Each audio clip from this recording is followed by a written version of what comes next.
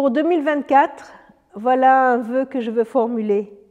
Un vœu de persévérance dans la prière. Prier sans cesse. Un court verset de 3 mots que nous trouvons dans 1 Thessaloniciens 5, 17. Prier sans cesse. Comment est-ce possible? Dans les récits du pèlerin, nous trouvons cette histoire. Il y a un pèlerin qui va trouver un homme pieux et sage et lui pose cette question. On lui dit, mais comment je peux vivre ce verset, prier sans cesse? Comment on peut prier continuellement? Alors la réponse qu'il va recevoir de cet homme pieux va le mettre en action et va lui donner l'occasion de produire, de donner ce conseil à tous ceux qu'il croisera.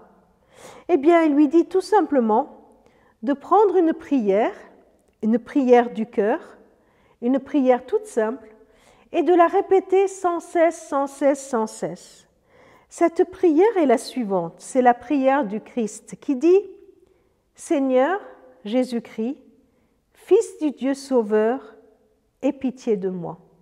Et dans certaines traductions, nous lisons « Seigneur Jésus-Christ, Fils du Dieu Sauveur, aie pitié de moi, pauvre pécheur ». Alors, le jeune apprenti, il dit « Mais je vais prier ça combien de fois ?» Alors l'homme pieux lui dit « Fais-le 10 fois ». Il le fait 10 fois, il revient. Il lui dit « Fais-le 10 fois, 10 fois ». Il le fait, il revient. Il lui dit « Fais-le encore 10 fois ».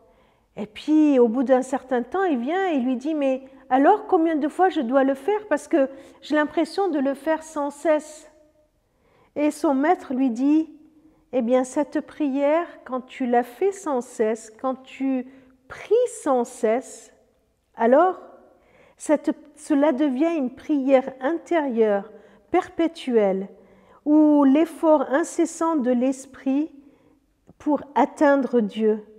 C'est ton cœur et ton intelligence qui sont plongés dans ce sentiment de la présence de Dieu en tout temps, en tout lieu.